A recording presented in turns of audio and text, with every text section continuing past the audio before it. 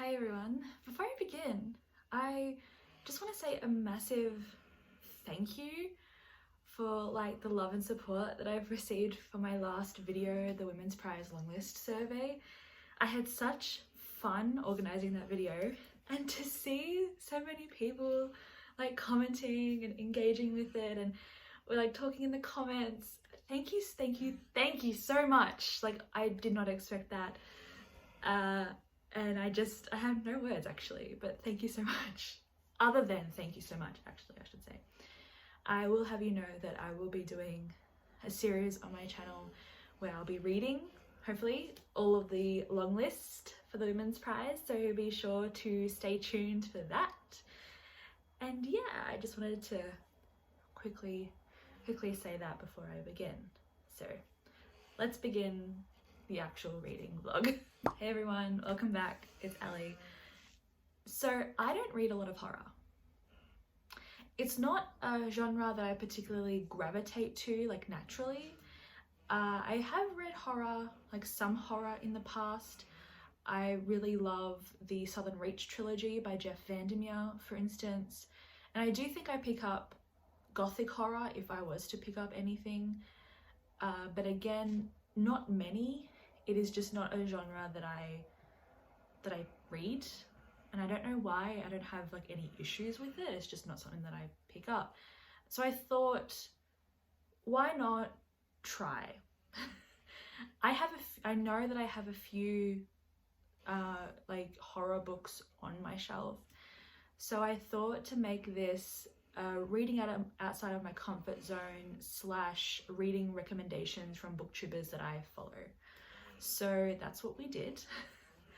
I was able to find horror recommendation videos from so many wonderful booktubers, but the ones that I chose specifically was because they had recommended books that were already on my shelf, except for one instance, which I'll talk about. So that's what I did. So the booktubers that I ended up following their recommendations was Noelle Gallagher, Kayla from Books and Lala, and Emma from Emmy, as well as Jordaline from Jordaline Reads. And that gives me it's a nice segue into, I couldn't find a fourth book recommended that I owned physically. Again, I have a very small tiny horror section on my shelf. I think I read the horror on my shelf, honestly. I have to double check that, but I feel like I did. And I couldn't, for some reason, stomach the thought of doing a reading vlog for 3 books. I don't know why, but at the time it was it needs to be an even number. So I chose a book that I was able to easily access from my library, which was very exciting. So let's talk about the books that I read for this reading vlog. And I'm not going to talk too much about them, so we can get straight into this reading vlog. So the first one I read is The Haunting of Hill House by Shirley Jackson. This has been on my shelf for a few years. Really happy that I was able to finally get to it. That's all I will say. I then read Slewfoot by Brom. Truly exceptional. Truly exceptional. Now, Slewfoot was the library book, and that was recommended by Jordaline from Jordaline Reads. The Haunting of Hill House was recommended by Emma from Emmy. And then I read Dracula by Bram Stoker. Now, this was recommended by Noelle Gallagher. Wow.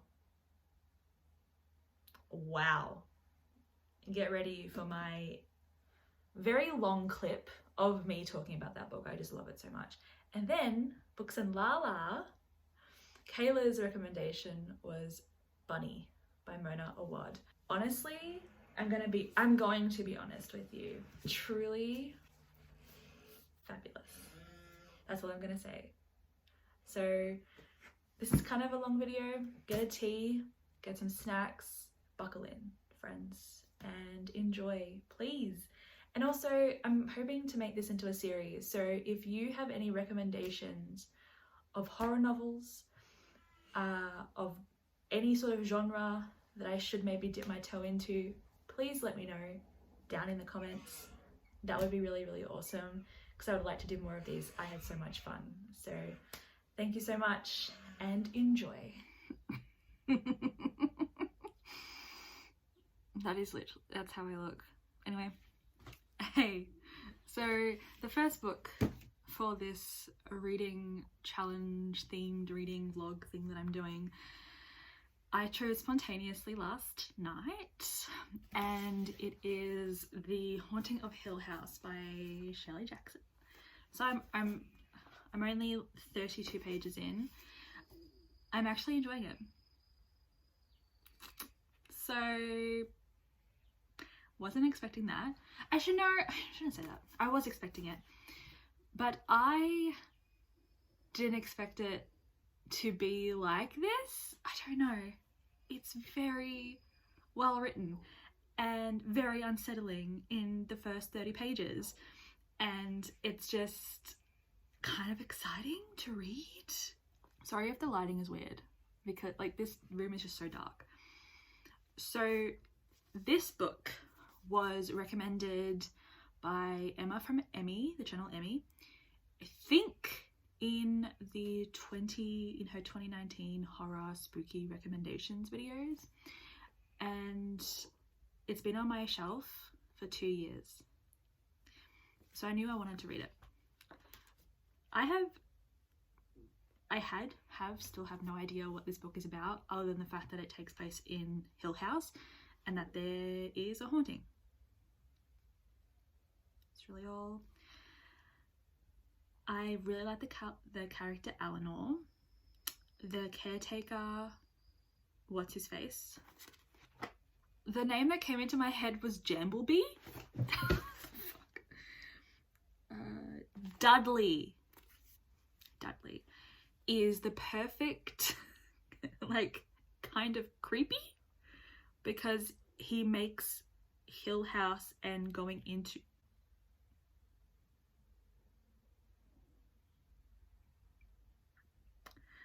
you can't take me anywhere. Eleanor is like at the gate and she's trying to get in, and Dudley's like, do you sure you want to do that, mate? I don't think you should. I don't think so. I'm not gonna let you in. You know, I'm doing my job to make sure that this place is secure. But he's just so creepy and eerie that even Eleanor is slightly taken aback by it. I'm having a lot of fun. Who would have thought? My first little rendezvous. That's not contextually how you use that word, Alex. I'm just having a lot of fun in the first 30 pages. So I think I've met all the characters, even if I've met them quite briefly. So I've met Theodora, I've met Dr. Montague. Oh no, I haven't met the family dude. What's his name? Luke. I haven't yet met Luke. So I'm aiming to finish this weekend, but I kind of want to take my time with it a little bit. But the ending of the first chapter, last night I closed it and I was just like, I'm a bit scared. So it's doing its job. I'm going to read out this last sentence or so. The house was vile. This is from Eleanor's perspective. She shivered and thought, the words coming freely into her mind. Hill House is vile. It is deceased.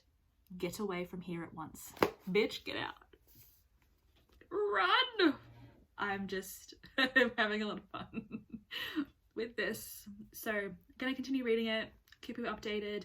Knowing me, I most likely won't update you until I finish it, because I don't want this video to be super long of me just talking, because I tend to go on tangents. I'm going on one right now. So having a lot of fun. We'll keep you updated.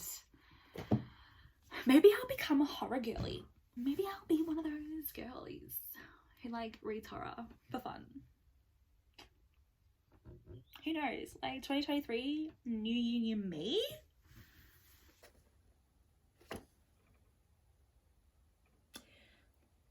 I a horror girly now? This was really good. I smashed through this book. Around like halfway, I also put in the audiobook and like physically read along. It was the perfect decision I ever made. Wow. Wow. I kind of wish I annotated it because I feel like there were some allusions to like the yellow wallpaper and other like gothic horror-esque things. But Shirley Jackson's out here writing like the original kind of complex, flawed, unhinged woman. I love how I said that Eleanor was my favourite character, and she still remains my favourite character. What the fuck was the ending? Honestly, this was great. I gave it 4 stars, but I feel like maybe I should up it at least half rating because I had so much fun reading this. So why did I like it so much? How do I explain this book? So I think I've already talked about the synopsis of this. Maybe I haven't, I don't remember. But there's a doctor named Dr. Monroe, oh my god, Dr. Montague. He is a scholar, a researcher, and he's researching kind of supernatural phenomena. And so he finds out about this house called Hill House that's supposed to be super haunted, and he's like, you know what, yes.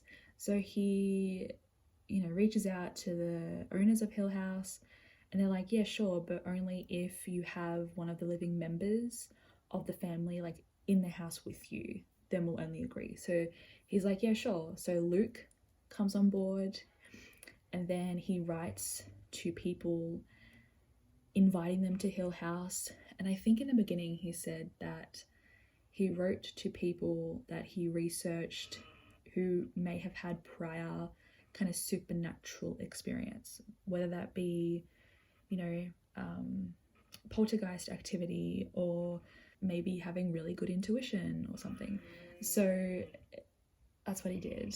And then Theodora and Eleanor both answer this letter and they say, yeah, sure, no problem. Sounds interesting, sounds different, why not? So they go to Hill House. Worst thing they ever did. The most of this book is told from the perspective of Eleanor, which perfect touch. Love that so much for us. Eleanor comes into this house not knowing what to expect, but she is terrified. I read you that quote at the end of the first chapter where it was like, the house is vile, it's a disease, she should leave. I think something along those lines. Let me see if I can find it. Yeah, on page 31 on my copy, it's the house was vile, she shivered and thought, the words coming freely into her mind, Hill House is vile, it is deceased, get away from here at once. Which I think is so interesting. I always say interesting, I have to learn to find a different word, but it is. Especially when you think of how it ended and like the juxtaposition of Eleanor's like thought when she first essentially meets Hill House, because Hill House is a character in this. And then at the end, when what happens and she's like, you know what, I want to stay here forever, and she does what she does in order to try and stay there forever. Like this book, unhinged. Now I can understand why it's called a psychological horror, because you as the reader are trying to figure out what is truth and what is not. Because we're from Eleanor's experience, or reading from Eleanor's perspective and how she is experiencing Hill House, especially towards the latter half of the book, you're wondering, hang on, is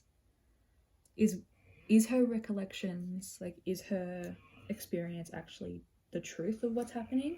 Because she's a very unreliable narrator, but at the same time, you still continually are on her side. I don't know if that's something how other people feel, but throughout this entire novel, I was just like, Team Eleanor. I'm supporting her. I am there, like, with my pom-poms on the sidelines, being like, go Elle, go Elle, go Elle. Like, I really liked her character. The way that Hill House essentially like latched onto her, it was creepy. The audiobook narrator, I wish I wrote down who the audiobook narrator was. She did so well. There's like these parts in the novel where Hill House ghosts, but is it ghosts? We don't know, because a lot of these experiences that Eleanor has with like hearing voices are when she's alone, but the audiobook narrator would actually, it was so creepy, like Alan, like, oh my god, I was sitting there on the couch playing my Nintendo. Like I did play my Nintendo yesterday and listen to it a little bit, but then I was too much involved in the audiobook and not involved on the Nintendo, that I had to put my Nintendo down and grab the book, because I was like, what is happening to my girly? But I couldn't even concentrate playing my Bratz game. Flaunt Your Fashion, love that game. But I was like, oh my god, I was freaking the fuck out. It was so eerie, so unsettling. And just the way that Eleanor, it's sad, but at the same time, it's like that was obviously going, like the way that this book ends, Eleanor's story ends, you know, like you can see it coming from a mile away, because seriously, what else? She was connecting so much to Hill House and to the people who used to live there. It was just it was fantastic. I really loved it. I'm just looking at my notes to see if I haven't missed anything. Oh yes, so I don't know if I'm just like reading too much into it, but the more time that Eleanor spends in Hill House, which essentially it's like a week, maybe 2 weeks, that she's spent at Hill House, and in a week like this has all happened. Is it a week, or am I making that up? A couple weeks maybe? Anyway, as slowly, because her and Theodora instantly click, right? But as it slowly happens, Eleanor's internal monologue and like her narrative voice, the way that she talks about Theodora and Luke, randomly like bouts of like spite and hatred and just like paranoia, and then it will like jump back into being, I'm gonna go and like live with Theodora when we get out of here. Like it was very strange. And so as the reader, you're kind of left a bit reeling. But also, in saying that, it's gonna be my last thought. Theodora and even Luke were kind of dicks. They were dicks to Eleanor, right? I was sitting there like, babe, if you want to kill Theodora, you do you, boo. Because again, supporting her, whatever. But you don't know if that's actually the case. Like if this is actually happening. Or if it's Hill House manipulating Eleanor. Or if Hill House is manipulating Eleanor to such a degree. Because Eleanor has history with these sorts of things. I'm just really enjoyed this. For the first book for this like reading challenge, perfect. Loved it. Emma from Emmy, amazing. I don't know what book next. I don't know what book I'm going to read next, but I'm having a lot of fun with this. I'm so happy I started with The Haunting of Hill House. So good. Now I'm going to go and read a book that's not at all connected with any sort of challenge. And I will speak to you soon with whatever book I decided to read. Okay. See you soon, friend. So, hi. I just wanted to come and give you an update. So, I've been doing other bits and pieces, but I think I've decided the next book that I'm going to read for this challenge, because I just got it from the library and my reserve finally came in. I'm really excited. I'm actually really excited about this. You'll most likely have seen me already like haul this in a vlog, but I'm just gonna repeat it just in case no one saw that clip. I honestly thought that this book was a graphic novel. I don't know why I had that idea in my head. I just assumed it was, but It's thicker than I thought it would be, and it's an actual book. It just has some pictures in it, and that was, honestly, I don't know why. I don't know why I thought that, but that's literally, I was very surprised at the library. Anyway, but I do think that this is going to be the next book that I read for this. I'm incredibly excited for it and I cannot wait. And it's Slewfoot by Brom. Oh, look at this cover. Sorry, you can see me. But look at this cover. Sorry, the light is really shit in here. And I didn't realize, but her feet are hoofs. She's literally going to be our new queen. I can tell. And then even at the back, like, come on, Mr. Goatman. He's low-key kind of hot. No judgment. But seriously. But I'm obsessed. I'm really excited for this. It's folk horror. I don't know if that's because it's supernaturally. Why is it folk? I'm very new to the horror genre. Can you tell me why it's folk? Is it like folklore? Mythology? Is that what it means? Like a fairy tale situation? I'm so excited about this.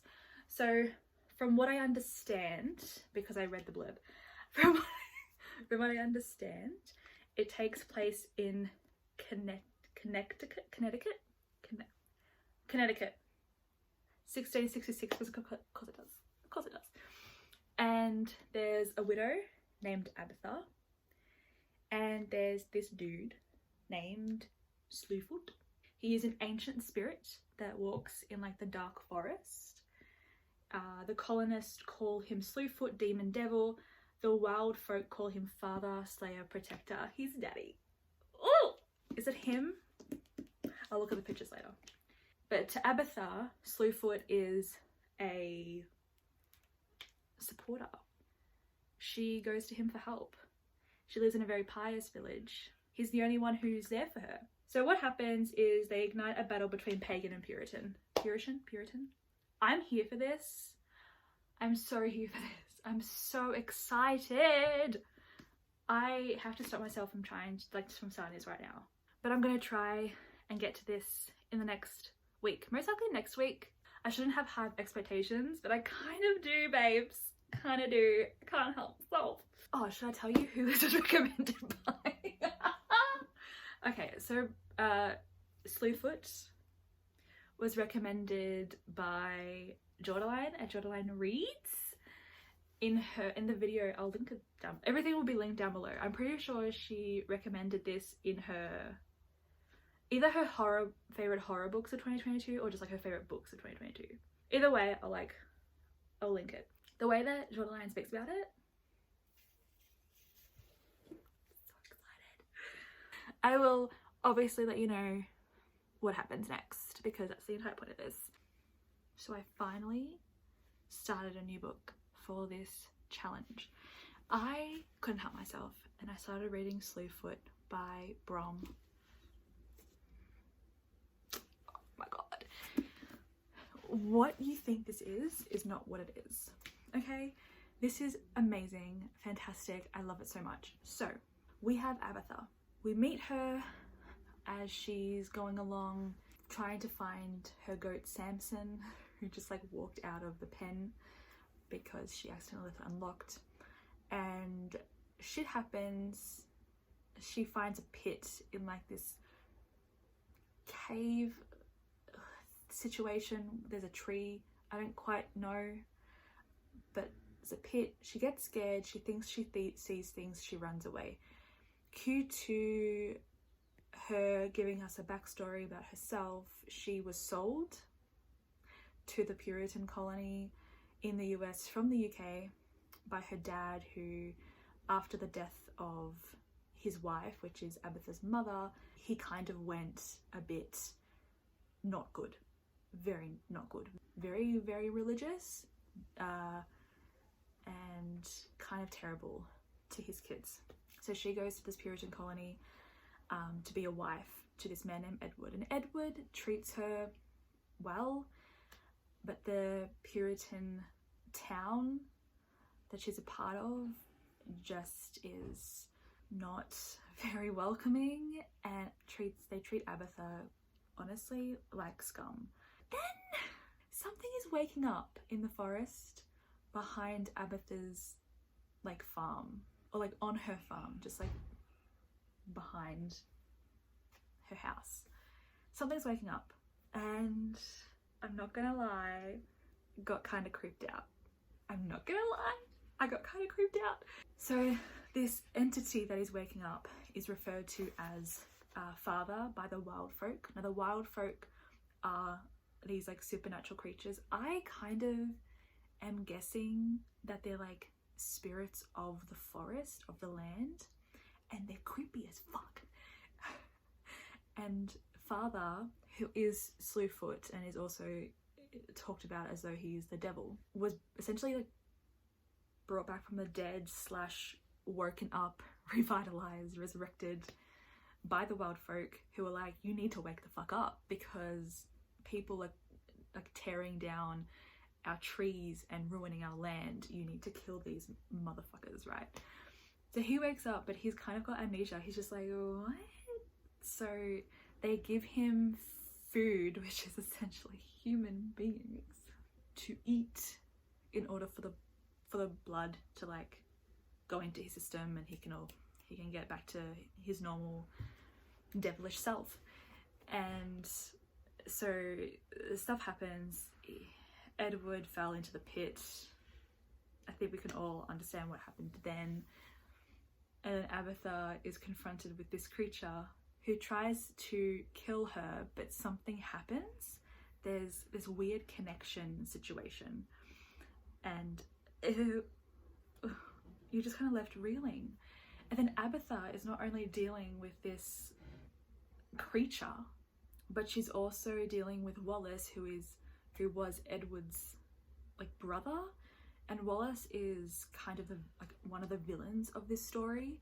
There's like this scene where Abatha like stands her ground, and Slewfoot is obviously like invisible, but he's there like watching this happen, and he smiles. And like, I know this isn't a romance, but this is just, I'm loving the writing, the imagery. I love Abatha so much, and I have to show you. Like, when I say that these wild folk are creepy, they're creepy. They are animals with faces of children. So we have forest and creek. Look at that fish. That's a fish who flies in the air. And then we have Sky, who is a raven. Like, I swear to God. And then we have Samson, or like a Slewfoot. We also have some of these other characters that I don't know, we haven't been introduced to yet, but I'm only 80 pages in, and I'm already predicting this to be a 5-star. If this is not a 5-star, that something goes horribly wrong. This book is absolutely fantastic. I was not expecting to fall in love with Abatha so quickly, and as well as just be so enamored by the world of this. Like, it takes place in 1666 in Connecticut, so I just don't know where to put this. And so we're in like the Puritan colonies, and there's like a fantastical element. It's like, I don't know what else to say. I'm wondering if we're gonna have some Native American folk come in. There has been some talk of them, so I'm just wondering where it's gonna go. Like, where is it gonna go? If this doesn't end, like, I'm honestly, this has to be Abatha, right? It has to be. Just from the cover, does that mean that she becomes a devil? Or the devil? Does she like, do they become one? Like, what happens? Does she make a deal with Samson, Slewfoot? Like, what is happening? I am so excited. I cannot wait to continue reading this and finishing it. But yeah, that's it. I will keep you updated with my reading, and I will most likely see you when I have finished. Slewfoot is out here killing like people. And something's wrong with me because I'm literally here like, yes, kill him.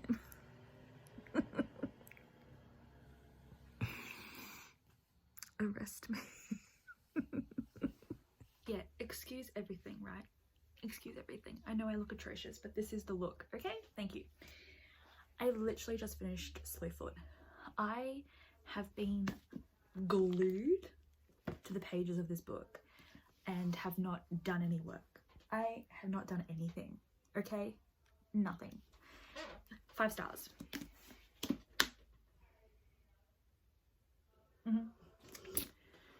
5 stars. This was absolutely incredible. Okay, the last, like, I don't know, 100 pages, 150 pages or so, absolutely spectacular. So it goes in a direction that I think we all expect, like witch trials and possibility of execution, and that technically does happen. But then Samson, Slewfoot himself, he saves her. And the transformation that Abatha goes through as a result, like physically because of Slewfoot, but also just her transformation of just being like, you know what, fuck everyone, like, why do you deserve mercy? And it's just, it's absolutely bewitching. That's literally what it is. It's a story about what is good and evil, like, is something good when it's being, you know, promoted as such through Christianity, like, just because you say that you're a good Christian person but your actions are directly going against what your own doctrine is stating, are you still a good person? It talks about ethics and kind of morality, and you have Slewfoot and Abatha, who, especially Slewfoot, who is essentially just like given this title of devil when he is so much more than that. He is life and death. He is his own, he is a god. Then we have Abatha, who's just wonderful, you know, she's just wonderful. And it was fantastic. And at the end, oh, in my head, this is a romance, okay? Because I love them together. I love Samson and I love Abatha. I love what happens at the end. I love Mother Nature coming into it as well, because Slewfoot or Samson is father, and then you have Mother Nature, who is essentially Abatha. Let's be honest. It's just so fantastic and I love it so much, and I want my own copy, but this is like $50 here. I think I could buy it on Amazon for $40, but I want a book buy and ban. But this book, I already want to reread it and I already want to annotate it. It's just so fascinating and just wonderful, wonderfully written. Brom, oh my god.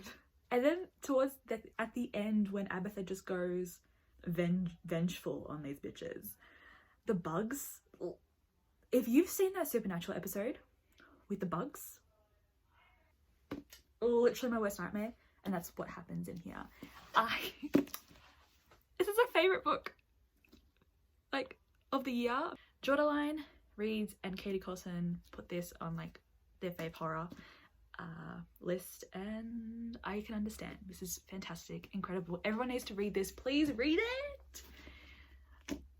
If you enjoy just like dark fantasy, if you enjoy T. Kingfisher, like Nettle and Bone-esque situation, even maybe if you enjoy Alex E. Harrow, what else? Who else? It's like similar vibes, just like dark fantasy. I love it. Amazing. I couldn't stop reading. I'm so happy I read it. I don't know what I'm gonna read next. So, oh wait, you know what, while I'm here, I feel like I've already shown you this, hopefully, in the beginning clip if I remember to film it. But these are the 2 books next on my list for this vlog. So we have Bunny by Mona Awad. Yes. Awad? Mona Awad? Yes, it's the orange version. Yes, only recently I've seen the pink version in store. If this becomes a favourite, I am going to be purchasing the pink one and donating this one. because like pink is my brand. Then we have Dracula by Bram Stoker. So Dracula was recommended by Noel Gallagher, and Bunny is obviously recommended by Kayla from Books and Lala. But I have been wanting to read both of these for a very long time. I've never read Dracula, and a lot of people are very surprised when I say that I've never read Dracula. Okay, I'm gonna go and do work now. Is it worth it? Most likely not. But I'm gonna do some work now and figure out stuff. Hey everyone. For some reason I have been delaying filming this clip for quite a while. I honestly don't know why, but I keep on thinking, oh, I need to film this, but I don't film it. And it's I finished reading Dracula. I honestly finished it like at least 2 weeks ago. I loved it. For some reason, and if you've watched my February reading wrap up, you will see me realizing this, but for some reason I gave this 4 stars, and I don't remember why. I don't remember why I gave this 4 stars, because the more that I'm left with this and like the aftermath of this, it's more of a 4.5 star. I feel like upon reread this would definitely be a 5 star. The only reason it's not, I just think it's because it took me a bit to read and my mood has been everywhere. If you've seen all of my vlogs, you will know. But I loved this, truly loved this. I don't know what I said or if I even did a clip prior to this about Dracula, but Bram Stoker does so many things incredibly well. I kind of want to know if he's written other novels because I love the way that he like constructs his stories. So if you don't know, I feel like we all know what Dracula is kind of about, but it's about these various characters coming together, realizing what they have in common is that in either direct or indirect ways they are being affected by the presence of and actions of this vampire named Dracula. I didn't realize how fucking unsettling and creepy Dracula is as a character. I feel like I knew that he was, but reading it, I was just like, oh wow, like I'm creeped the fuck out. Him doing like the spider crawl like down the walls and shit. I had to, like, when I read that part from Jonathan's journal, which I will talk about later, I had to close the book and I was just like, wild, right? But I didn't realize, maybe for some reason, because of like just like vampire popular culture, I've kind of romanticized the figure of the vampire. So this was really interesting to read in that respect. But that's what it is. It's not so much purely about Dracula. Like, you're not at any point in Dracula's perspective, you are just witnessing the repercussions of his actions, his presence, the behaviors of XYZ. It's the way that it's done, it's awesome. So the various perspectives we have are Jonathan Harker, who I love. We actually start off in his perspective because he is invited, he has to go to Count Dracula's home in Transylvania. My dog just came in. Hi, Hunter.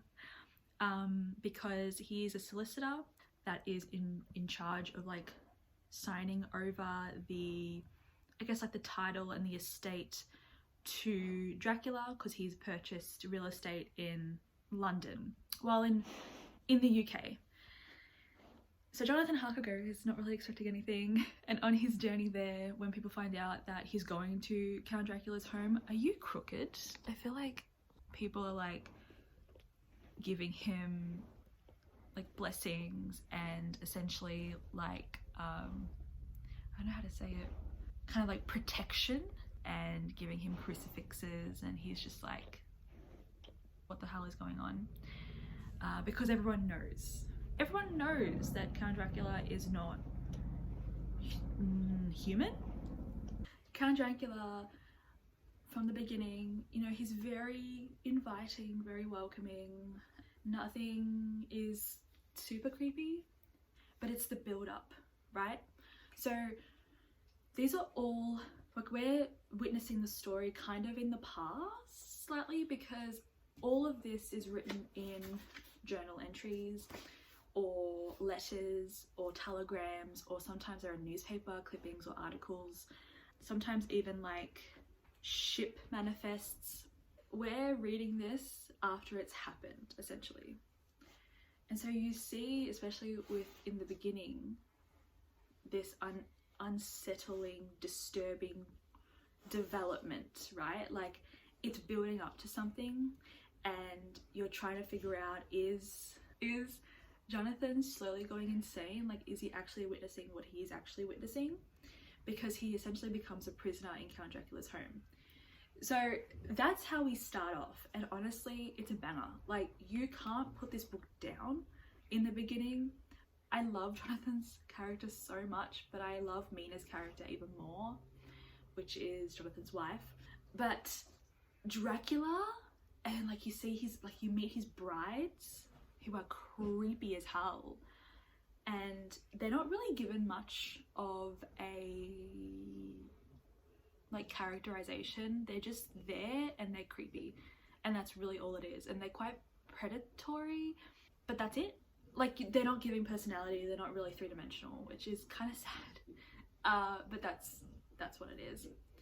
And then we kind of fast forward to Mina after shit goes down with Jonathan, because Jonathan finds things out, and Mina is best friends with this woman named Lucy. And now, the way that I couldn't predict anything, right? Like, I loved this so much. So when eventually Mina and Jonathan come back together, Jonathan's like, we need to get married because I love you so much. They get married, and then Jonathan's like, Mina,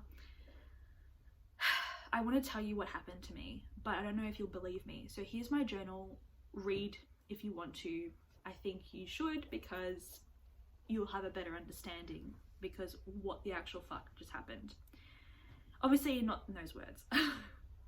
So Mina reads it and she believes him as much as she can, not knowing that shit's about to go down with her friend Lucy. So Lucy, again, is a character that we meet who doesn't really have much in terms of, like, we're not really with her for a while, but we are with her. I feel like we're just not with her for very long.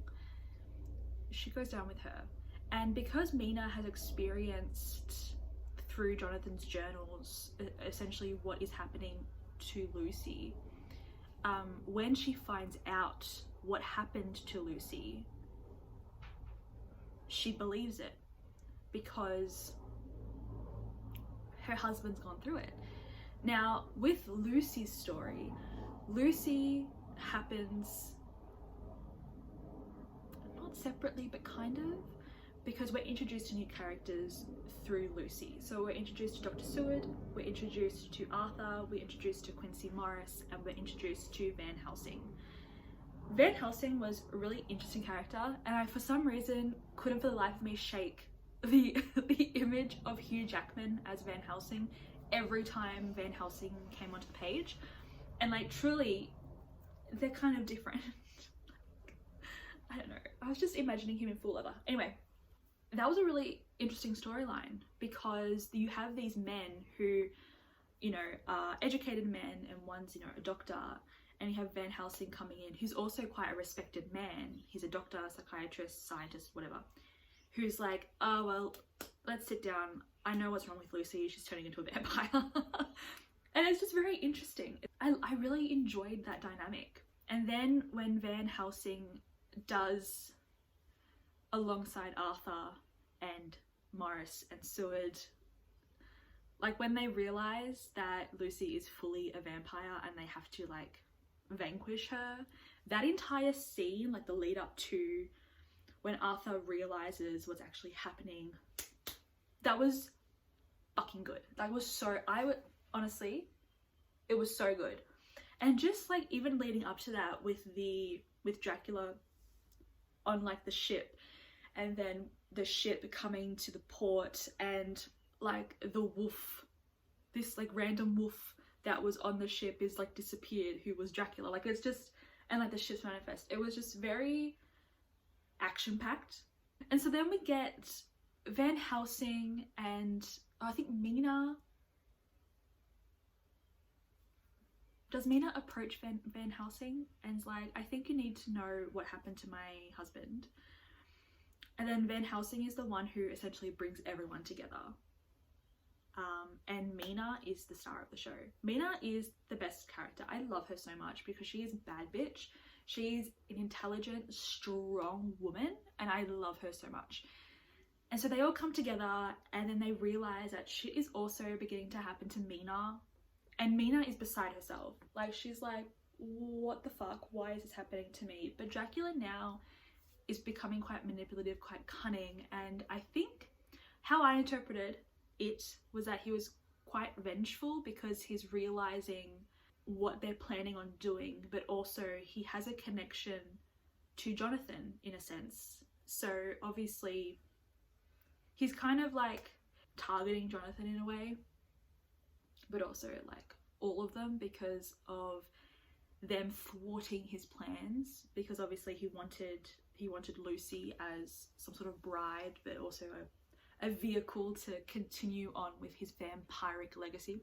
But yeah, and then like the last like what 100 pages, insane. I was fully expecting everyone to die, literally everyone to die, but that wasn't the case, which I was very happy. Not everyone died. I do wish that the fight scene, like the whole thing with Dracula at the end, I wish that was a bit more punchy. But I think in a way Bram Stoker just was like, I don't want to stretch this for longer than it needs to be. So it was fucking good. I think this was a horror recommendation from Noelle Gallagher, and honestly,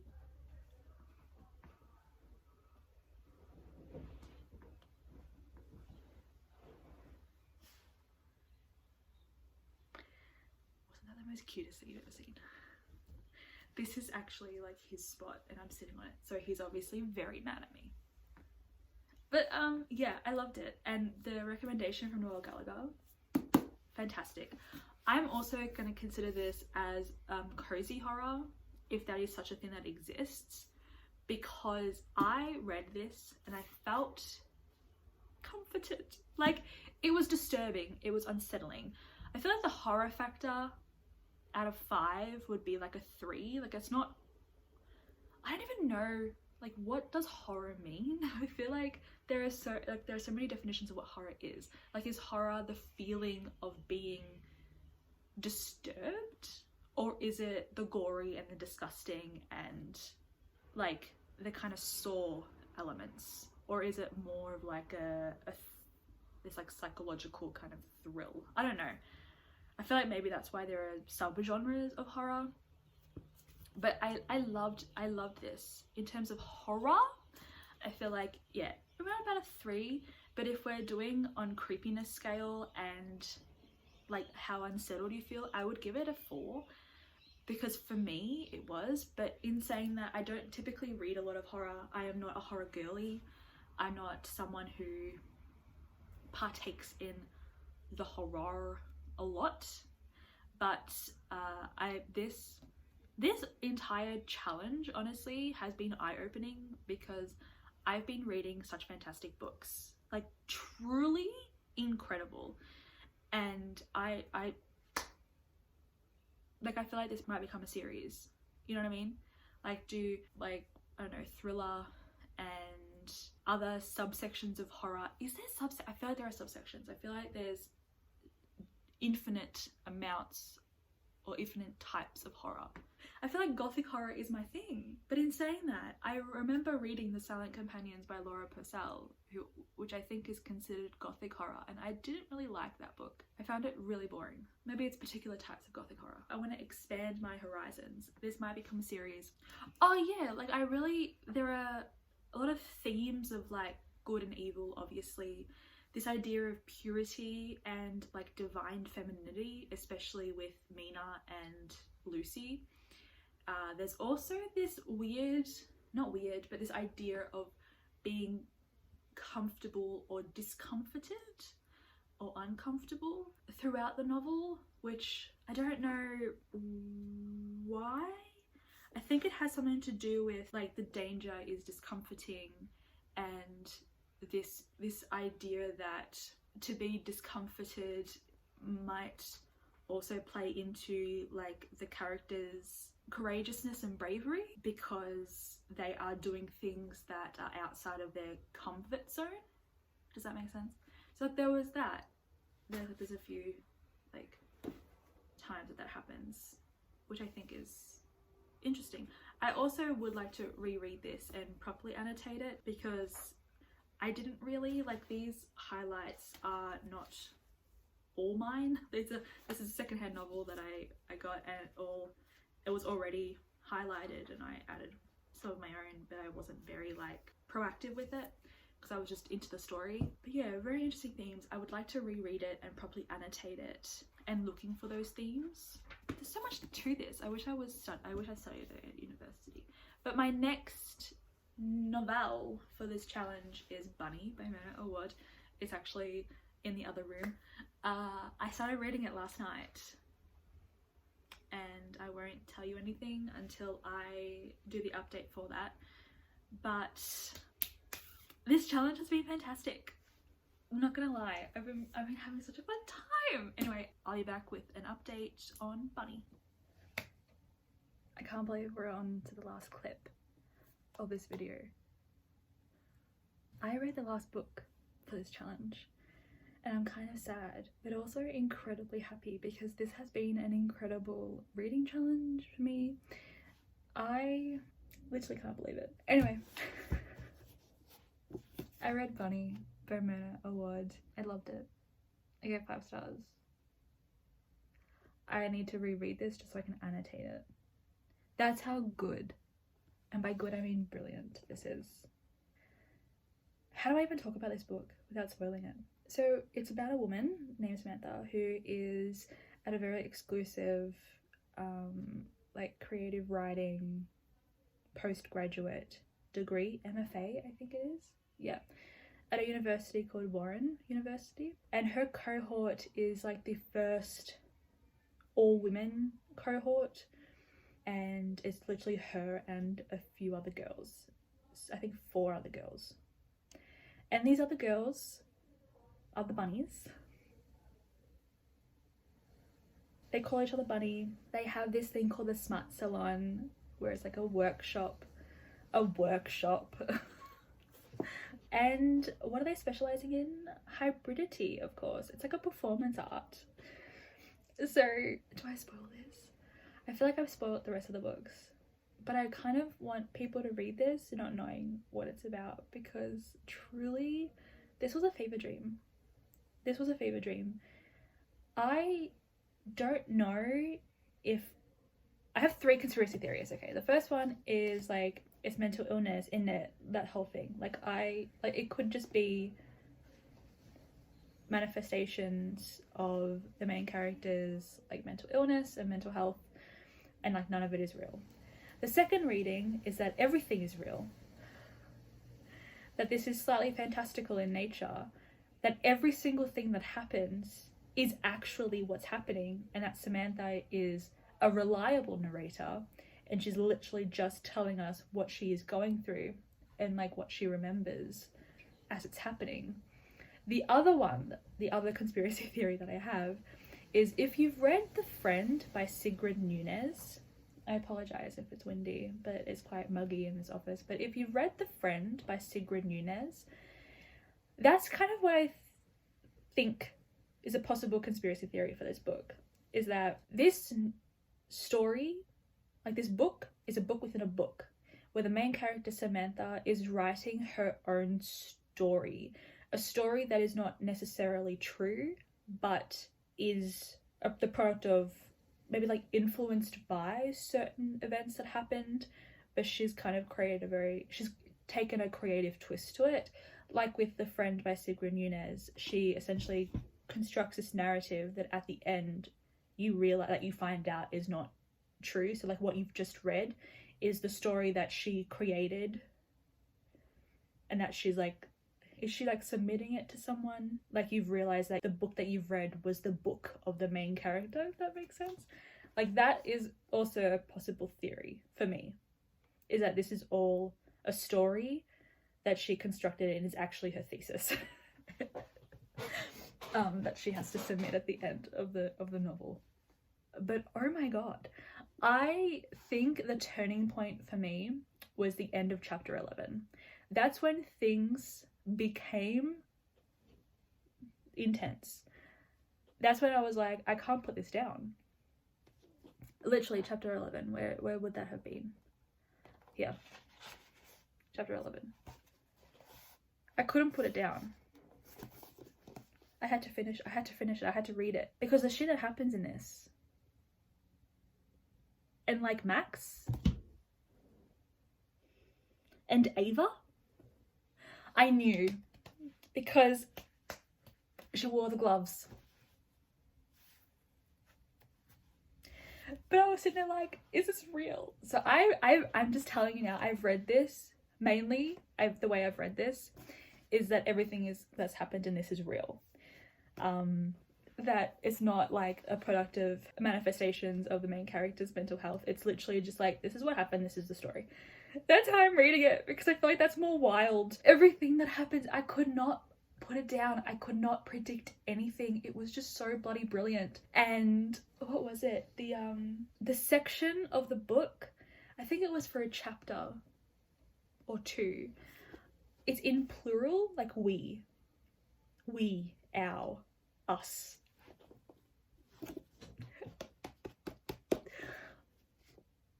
Definitely cult vibes. Like the bunnies are a cult. The bunnies are scary. They remind me of like Mean Girls, like the Regina George, if they were, I don't know, I haven't watched the Heathers, but from the way that everyone talks about them, it's like Mean Girls meets the Heathers meets, would I say Stephen King? I feel like, yeah, a bit of like a little drizzle of Stephen King. It was so weird and kind of horrific. It was a very strange type of horror for me, in a sense that I think it pairs well with gothic horror. So like majority of the books that I've read for this reading book have been gothic horror or like folk horror, and I think Bunny sits quite well with that, because Bunny is not like jump scare horror or like gory horror. It is kind of gory in parts, but it's mostly just this knowing that everything's not right. And it's so well done. Can't believe it took me so long to read this. I love this so much. The bunnies are there for a reason, not just because the girls call each other Bunny, okay? Yeah, I am gonna end this vlog now. Excuse me, wind, may you not please do the winding. I really hope you enjoyed it. I feel like I might make this some type of series where like I'm reading outside of my comfort zone. More horror, and thriller. Maybe like psychological thriller. Tell me like the different types of horror. I feel like I read only like a very small subsection of horror. Maybe I need to get into different kinds of horror. But yeah, I had a lot of fun with this reading challenge, and I hope you had a fun time watching me. Thank you so much for watching. Bye everyone.